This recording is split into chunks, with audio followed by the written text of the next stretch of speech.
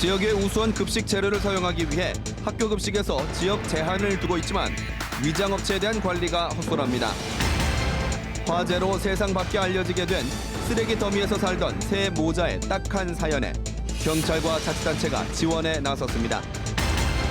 발달 장애인들이 고등학교를 졸업하고 나면 마땅히 갈 곳이 없어 부모가 생업을 포기하고 돌봄에 매달리는 실정입니다.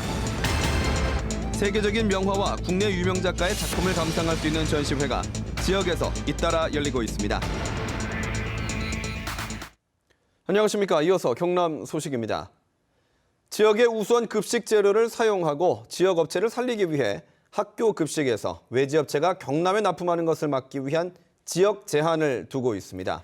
하지만 위장업체에 대한 단속은 거의 이루어지지 않아 형식적이라는 지적입니다. 오종우 기자의 보도입니다. 전국 대부분 학교가 식자재 공급에 지역 제한을 두고 있습니다. 안전한 로컬 푸드를 제공하고 지역 업체도 살리기 위해서입니다. 하지만 경남에서는 외지 업체가 활개를 치고 있었습니다. 경상남도 감사 결과 부산과 대구의 대형 업체가 위장업체 8곳을 만들어 창원과 김해 등 130여 개 학교에 54억 원 넘게 납품한 것으로 드러났습니다. 실제 점검과 단속은 이뤄질까?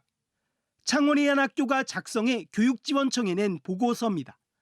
냉장 냉동고 내부에 물품이 전혀 보관되지 않았다며 위장업체가 의심된다 밝히고 또 업체 대표가 경상남도에 투철하기 위해 사업자 등록증을 받으려고 임대했고 대부분의 물품은 부산에서 공급한다라고까지 적혀 있습니다.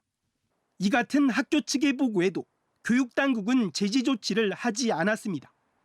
오히려 지자체 권한이라고 주장합니다. 저희가 법에 위장업체라는 말이 없는데 그거를 제가 어떻게 판단합니까?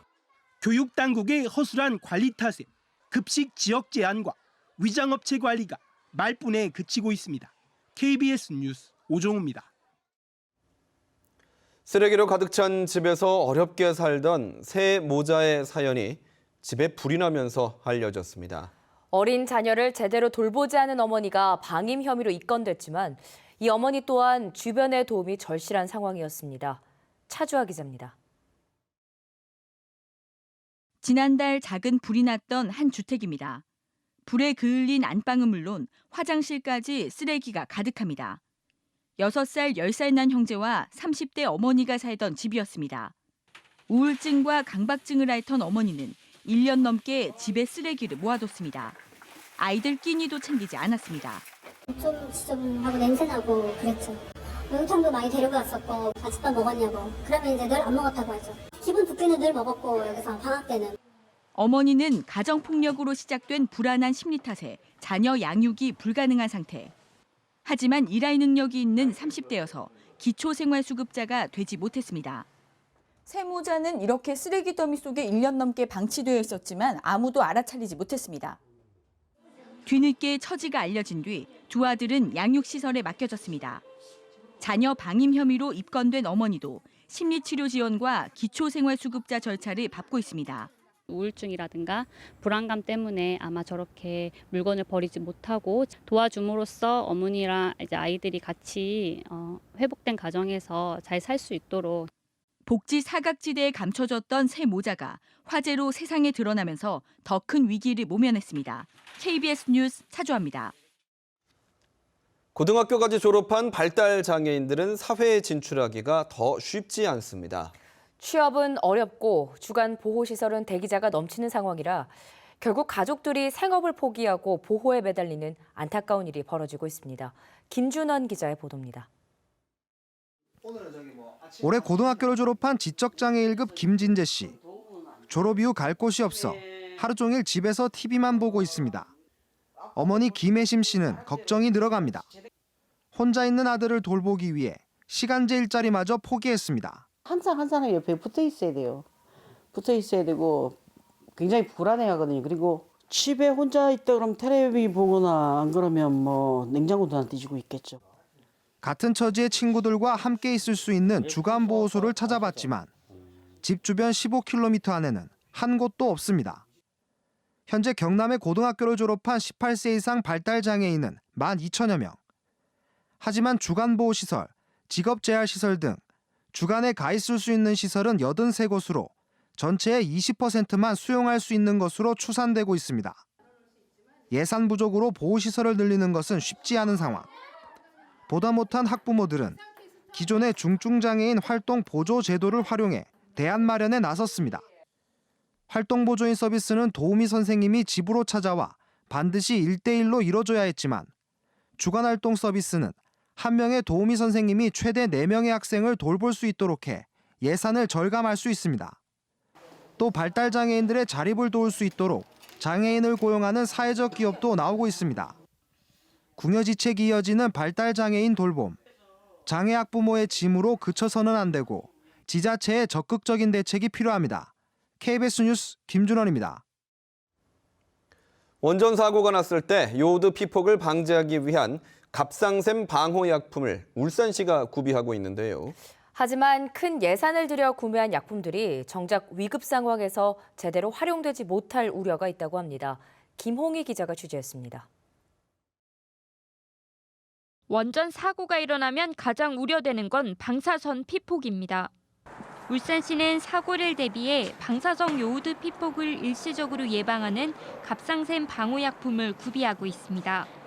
인구 대비 120%가 있지만 이를 아는 시민이 거의 없습니다. 만약에 있다면 그게 만약에 터지는 즉시 먹어야 되는지 뭐 이제 그거 좀 난감하네. 궁금한 게 저도 잘 모르는 일이니까. 문제는 보관법도 제각각이어서 필요시에 제때 못 받을 가능성이 있다는 점입니다.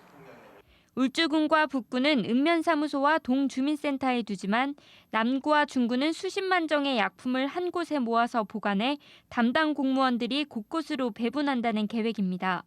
하지만 방호약품을 나눠줄 만한 수준의 사고가 일어나면 도심 기능이 마비돼 분배가 힘들다는 지적이 계속되고 있습니다.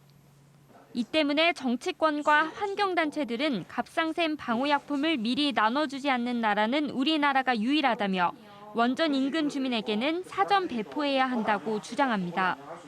정상적인 시스템이 돌아간다는 가정하에 30분 1시간 얘기한 것 자체가 그만큼 지자체가 배급, 경로 이런 것들에 대한 비상시에 대비한 대책이 없다라는 것을 한편으로는 반증하는 거랑 다름없어요. 수십억 원의 예산을 들여 마련한 방호약품이 운용의 문제로 무용지물이 되지 않을까 우려됩니다. KBS 뉴스 김홍희입니다. 미켈란젤로, 반 고흐, 이중섭, 김수근 등 세계적인 작가의 작품을 국내에서 감상하기란 쉽지가 않은데요. 국내외 유명 작가의 작품을 만나볼 수 있는 전시회가 지역에서 잇따라 열리고 있습니다. 최세진 기자가 보도합니다. 어린이 관람객들이 박물관 안내인의 설명을 들으며 작품을 감상합니다. 경남문화예술회관에서 열리고 있는 기획전 1시간의 명화로 보는 인문학전입니다. 레오나르도 다빈치의 모나리자, 미켈란젤로의 최후의 심판 등 교과서에 나오는 유명 작품 60점이 디지털 복사본으로 되살아났습니다. 그림을 설명해주는 도슨트가 매일 3차례 안내를 맡아 초보자도 쉽게 작품을 감상할 수 있습니다. 모두긴 하지만 이렇게 실제로 보니까 또 도슨트 설명도 듣고 해서 유익한 것 같아요. 더 설명이 있으니까 귀에 쏙쏙 들어오고 한 번 더 작품을 잘 감상하게 할 수 있는 것 같아요. 역동적인 소의 움직임이 금방이라도 살아 움직일 듯합니다. 이중섭, 박수근, 김환기 등 우리나라 근현대 미술을 대표하는 거장들의 명품 판화전이 하동에서 열립니다. 고화질의 복사본은 판화의 질감까지 그대로 담고 있어 실물 작품을 보는 듯 정교합니다. 교과서에서도 많이 나오고 우리가 한 번씩은 접해봤던, 한 번씩은 들었었던 작가들의 작품이 많이 전시되어 있기 때문에 아이들과 함께 오셔서 관람을 하면 참 좋을 것 같습니다. 판화로 보는 한국의 거장들 순회전은 오는 4월까지 이어집니다. KBS 뉴스 최세진입니다.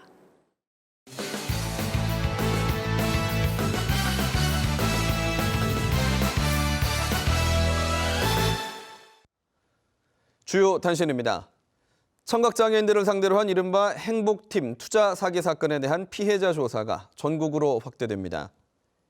경찰청은 전국 경찰서에 공문을 보내 지역 청각 언어 장애인 단체와 함께 피해자 확인과 기초 조사를 지시했습니다. 경찰은 청각 언어 장애인 500여 명을 상대로 280억 원대 투자 사기를 벌인 행복팀을 적발해 8명을 구속하고 28명을 불구속 입건했습니다. 경남 지역 초등학생 수가 10년 만에 4분의 1이 줄었습니다. 경남교육청은 올해 경남 지역 초등학생은 신입생을 포함해 18만 7,500명이라고 밝혔습니다. 이 같은 학생 수는 10년 전인 2008년 25만 4,300명과 비교해 26%가 줄어든 규모입니다. 이에 따라 학급 수는 2008년 9천여 개에서 올해 8,400여 개로 줄었습니다. 창원시가 지난해 4분기 경남에서 인구 유출이 가장 많았습니다. 동남지방통계청의 조사 결과 지난해 4분기 창원시에서 빠져나간 인구는 3,191명으로 경남에서 가장 많았습니다. 이어서 거제시 476명, 통영시 369명 순입니다.